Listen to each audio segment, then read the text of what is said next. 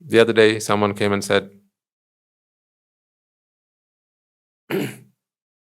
I'm reminded of my old days when I was in a relationship with someone, right? And thoughts of her keep flooding into my mind from time to time. Swaminathan, so what should I do?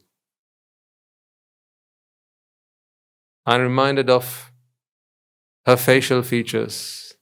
She had lovely eyes, Swaminathan. I said, she had what?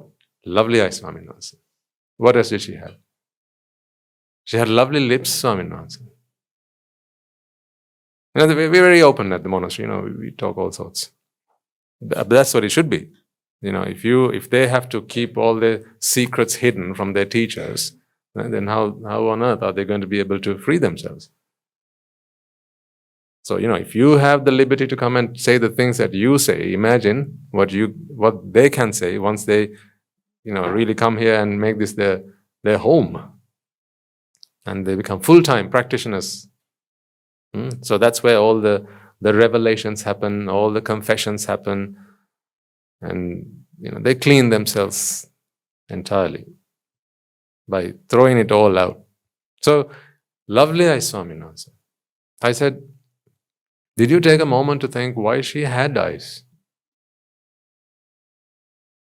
Did you take a moment to think about why she has eyes? What do you mean, he asked.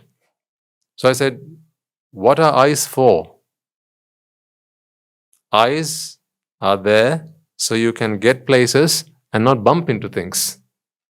Eyes are there so before you put your hand into something, you can check whether it's safe or not. Before you walk somewhere, you can check whether it's safe or not. Yeah? Before you do something, you can check whether it's safe or not. These are simply your, receptors, right? To warn you of imminent danger. That's what the eyes are for. So what does that tell you about someone who has eyes? They're in constant danger.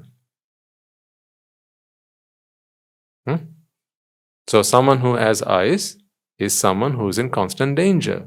What else? These are things that you placed an order for. In fact, it wasn't these you placed the order for. You place the order for what comes through these, but this is what you got. You didn't ask for eyes, you asked for sight. They gave you eyes. It's a poor deal, really. A terrible deal. This is fraud, if you ask me. You asked for sight, they gave you eyes. Now who has to maintain them? Who has to keep them safe? Who has to keep blinking? Who has to put the eye drops? Who has to wear the spectacles? Who has to go to the doctor? All of that, this person has to do. Right? And the fact that you have the eyes means these are simply receptors that are planted there to keep this person safe. So what does that tell you about the person? Always in danger. Always in danger. Now tell me, Putta, what do you feel about her?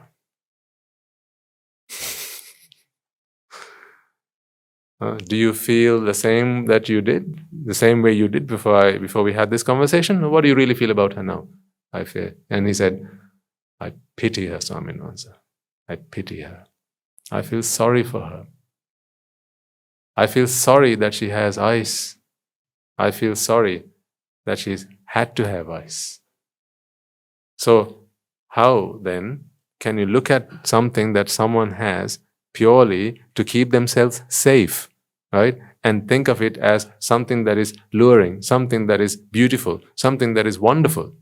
It's just there to keep them safe. How can you look at that and go, that's wonderful, that's amazing, that's beautiful, that's pretty?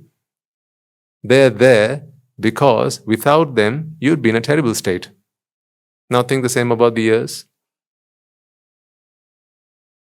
These are your shields to keep you safe in a war zone. That's what these things are. The world here is a war zone. The sensual world is a war zone. You don't know what you're going to bump into next. You don't know what's going to drop on your head. You don't know where you're going to fall, what you're going to bang into. These faculties are simply there to keep you safe, meaning you're always in danger. So how can you look at someone who's always in danger? That's like walking up to a patient, a fatal patient, maybe in a cancer hospital, and saying, I'd like to marry you. They need your help. They need your support. They need your empathy.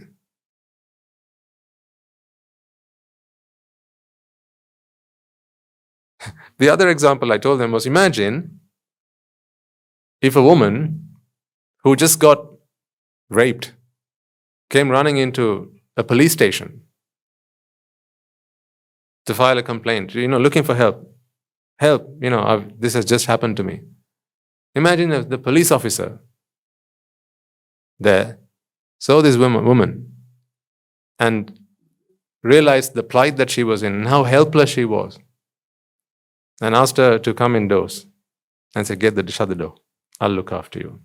And he looks after her. If that were to happen, what would you say about that man?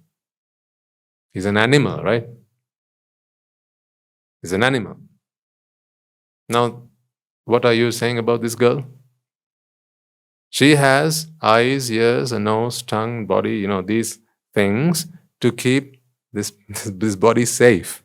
Because she's always in constant danger, constant fear, in a terrible state, doesn't know what's going to happen next. From the fire, from the wind, from the rain, right? From animals, from predators, from all sorts of threats. Always watching out what's going to happen. Now you sit here and you think, wow, I like that. What would you call yourself then, Putta? I asked him.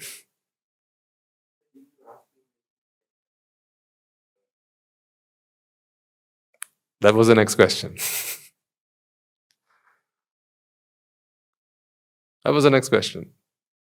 So if that's how you feel about her, what do you feel about you now, yourself?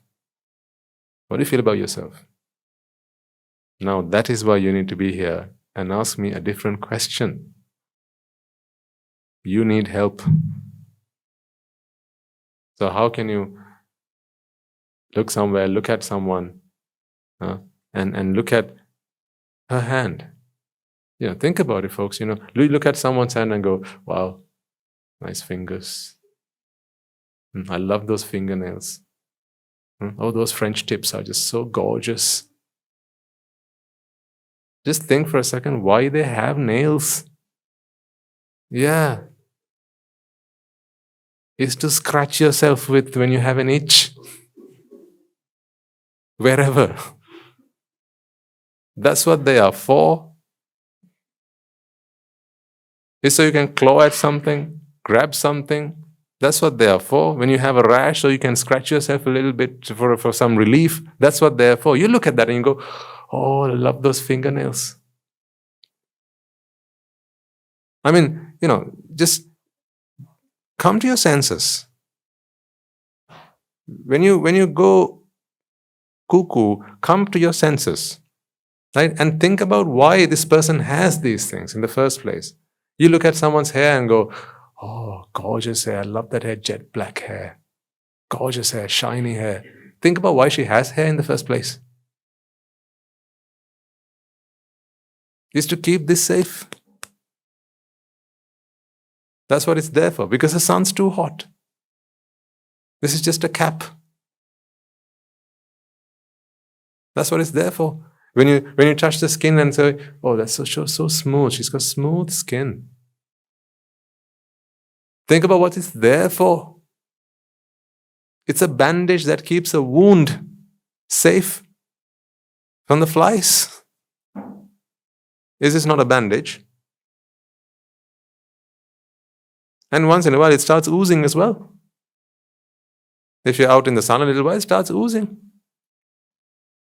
So when you think of it as a bandage to cover a wound, this is a wound dressing. Right? How then can you look at it and go, Pancha Kalyani?